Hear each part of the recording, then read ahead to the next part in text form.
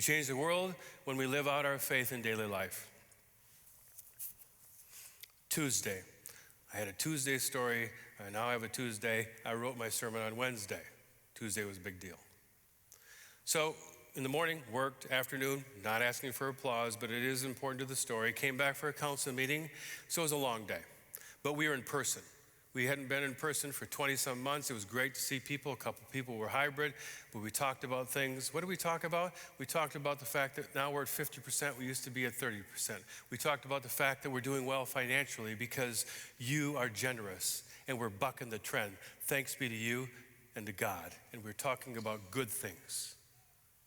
About the fact that we're going to ask you to extend a call to a new pastor who's going to help with all the children and youth, because we have 80, 90 kids in every grade, and we need a shepherd who can take care of them. Great things. But I also have to, on the way home, go to a grocery store and pick up one bag of cheese because we need it for a meal that's going to be the next night. And I was really loving the fact that at 9 o'clock, I was going to have to go to Walmart, which is on the way home, kinda. And I was chapped. Really, seriously. So I park, and if you're not familiar, you go in and you go try to get a donut, and then you go to the first aisle and you take a right, and I grab the cheese, and I'm going to hightail it because I don't want to be there. And I come through the produce, and I see the longest line, like a Costco line, at 9 o'clock at night, and I am ticked. You gotta be kidding me. I look, and every single one that is gonna be personed was shut down. And I had to check out my own cheese. And I didn't want to be there. I didn't want to work there, for Pete's sake. I didn't want to go there. Now I have to stand in the longest line ever, and I'm not happy. Seriously. Those people have homes. Just, what are you doing? And that's my internal. I was not happy. You ever been there? Standing in front of a woman, I presume to be the mother of the little baby. Not baby, 5-year-old. Little child. And all of a sudden the mother says, "Say, sweetie, what's your memory verse from church?" What? I'm working on a sermon. This is golden. What, Mama? What's my memory verse from church? Haven't changed a word of whatever happened. You know the one that you got that you're supposed to memorize? Yeah? Mama? Can't remember. It's 1 Corinthians 10, verse 3. And I thought to myself, wouldn't this be a wonderful moment? I'm in the pit of Hades, not wanting to be there, and all of a sudden I look around and I look at this little girl, and then she and I can recite this verse together. The only problem is I don't know 1 Corinthians 10, verse 3. Not a clue.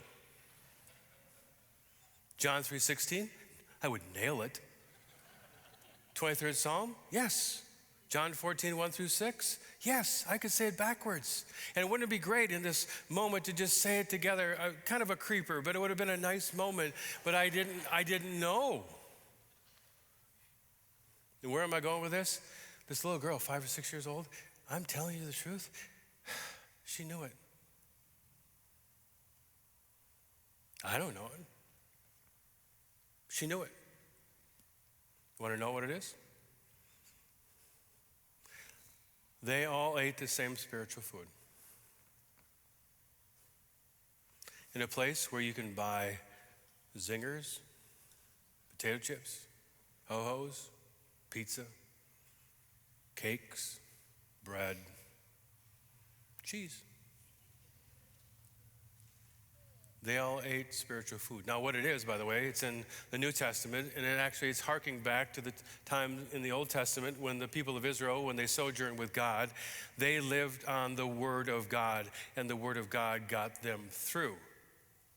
Feel me? So this mother is standing behind a pastor, teaching the pastor that you should focus on the Word of God instead of how ticked you are to be in a long line at 9:10 on a Tuesday.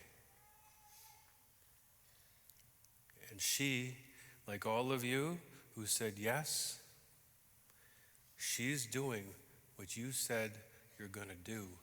And she does what I'm supposed to continue to do with my old kids who are now 20, 19, and 16.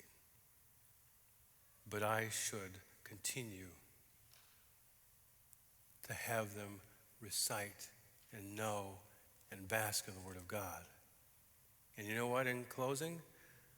That mother who had a 5-year-old in tow, who had a longer day than I had, was in a better place than this called and ordained minister of the Church of Christ.